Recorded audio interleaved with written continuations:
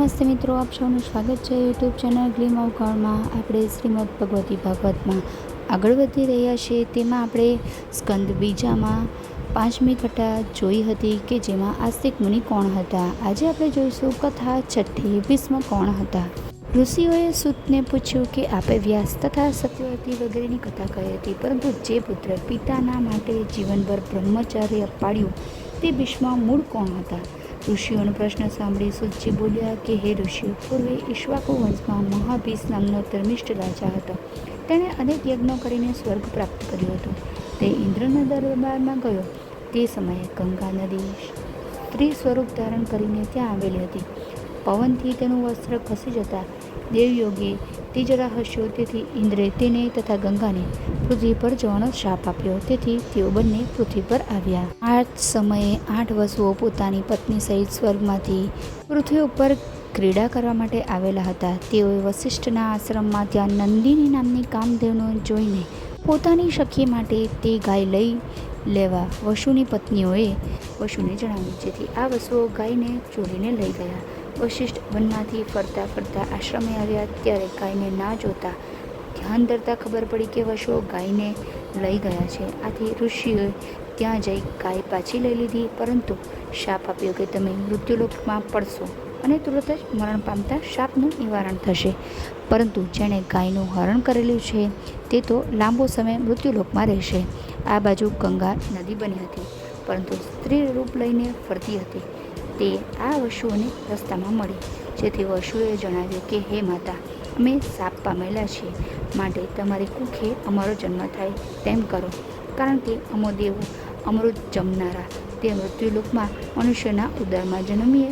હે માતા, તમો શાંતનુ રાજાને ત્યાં પત્ની બનો અને અમને જન્મ આપીને તુરત જ જળમાં નાખી દેજો, જેથી અમારો છુટકારો થશે. વશુઓનું આ કથન સાંભળીને ગંગાએ દેવોના માટે તેમ કરવાનું કબૂલ કર્યું.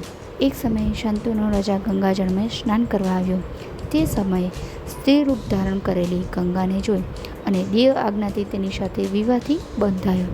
પરંતુ ગંગાએ શરત કરી, હે રાજા, હું જે કાંઈ કોઈ શુભ કે અશુભ કાર્ય કરું તેમાં તમારે વચ્ચે આવવાનું નહીં, તેમજ મને કટુ વચન કહેવું નહીં. જો તમે તેમ કરશો તો હું તરત જ મારે સ્થાને ચાલી જઈશ.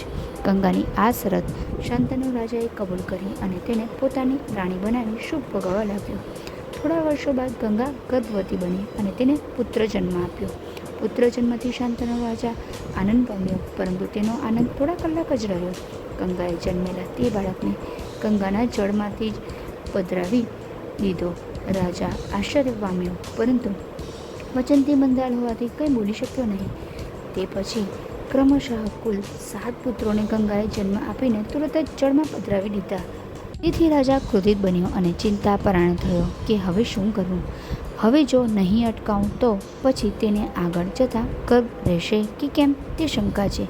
માટે હવે જે પુત્ર કે પુત્રી જન્મે તેને હું તેની પાસેથી લઈ લઈશ. આમ દ્રઢ નિશ્ચય રાજાએ કરી લીધો. દેવયુગે 8મો બાળક જન્મ્યો અને તુરત જ રાજા પ્રસૂતિ ગૃહમાં જઈને બોલી ઉઠ્યો, હે દુષ્ટ પાપીણી પુત્રઘાતીની સ્ત્રી, હવે આ બાળકને તો તું મને આપી દે. ગંગા બોલી ઉઠી, હે રાજા, જેવી તમારે આ પુત્રની જરૂર છે તેવી મારે પણ જરૂર છે, પરંતુ તમે મારી શરતનો ભંગ કર્યો છે, માટે હું ચાલી જાઉં છું. જે પુત્રોને મેં જળમાં નાખી દીધા છે તે શાપ પામેલા હતા, જેથી તેમના શાપના નિવારણ માટે મેં તમારી સાથે લગ્ન કર્યા હતા. આ પુત્ર મોટો થશે ત્યારે તમને મળશે, પરંતુ અત્યારે તો તે મારી સાથે જ રહેશે. કારણ કે પુત્ર પિતા વગર રહી શકે છે, પરંતુ માતા વિના રહી શકતો નથી. આમ કહીને ગંગા પુત્રને લઈને અંતર્ધ્યાન થઈ ગઈ.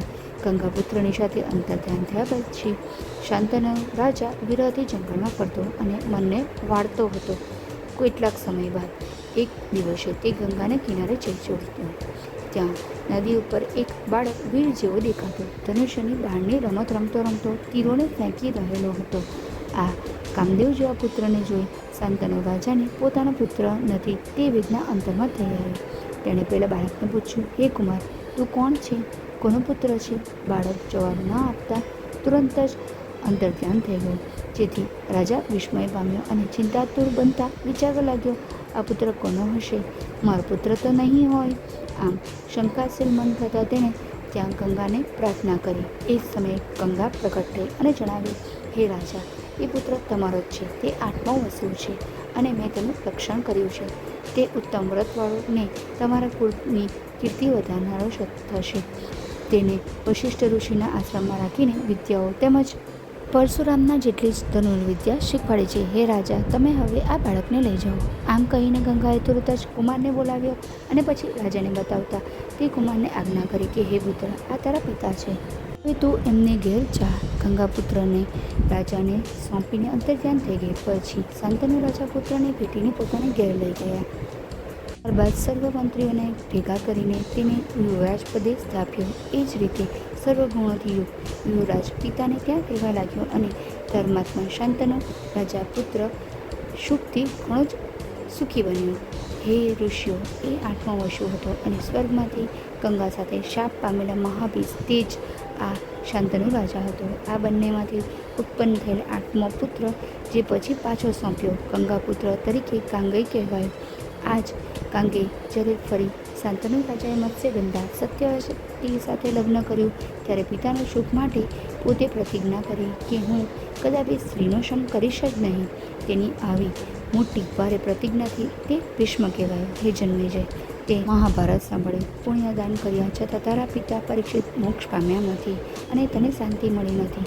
માટે આ ભાગવત પૂરું સાંભળજે તથા તું ભક્તિથી દેવીનું વિશાળ મંદિર કર, જેથી તને સમગ્ર સિદ્ધિ પ્રાપ્ત થઈ. પરમ ભક્તિથી પૂજાયેલા શિવાદેવી સકલ વસ્તુઓ આપે છે, કુળની વૃદ્ધિ કરે છે. હે રાજા, વિધિપૂર્વક દેવીનો યજ્ઞ કરીને આ ભાગવતને તું પૂર્ણ સાંભળજે. જેના ચિત્તમાં દેવી સદા વાસ કરે છે તેઓ ભાગ્યશાળી, બુદ્ધિમાન અને ધન્યવાન થાય છે.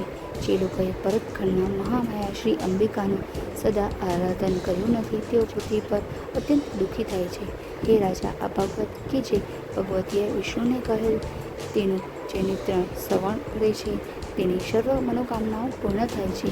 આ ભાગવત સંભળાવથી તારા પિતૃઓને અક્ષર સ્વર્ગ પ્રાપ્ત થશે. એ ભીષ્મ કોણ હતા નામની કથા પૂર્ણ થાય છે અને સ્કંદ બીજો પણ સમાપ્ત થાય છે. ભીષ્મએ પિતાના સુખ માટે જીવન બ્રહ્મચાર્ય પાળવાની પ્રતિજ્ઞા લીધી, જે તેમના અટલ વચન પાલનના ગુણ દર્શાવે છે. કથામાં અષ્ટવસુઓનો શ્રાપ અને પૃથ્વી પર જન્મ લેવો ની ઘટના દ્વારા સમજાવવામાં આવે છે કે દરેક જીવે પોતાના કર્મનું ફળ ભોગવવું જ પડે છે. ગંગા દ્વારા પુત્રને નદીમાં વહાવી દેવાની અંતે 8મા પુત્રને શાંતનુ રાજાને સોંપવાની સંબંધોની જટિલતા અને ત્યાગની ભાવના શીખવે છે. આ છે સંપૂર્ણ કથાનો સાર. સર્વમંગલ માંગલ્યે શિવે સર્વાર્થ સાધિકે શરણ્યે ત્ર્યંબકે ગૌરી નારાયણી નમોસ્તુતે. ભગવતી માત કી જય. જો આપને આ વિડીયો પસંદ આવ્યો હોય તો વિડીયોને લાઈક કરજો, શેર કરજો અને ચેનલને સબસ્ક્રાઈબ કરવાનું ભૂલતા નહીં. માં ભગવતી આપ સૌની રક્ષા કરે. ફરી મળીશું. આવજો.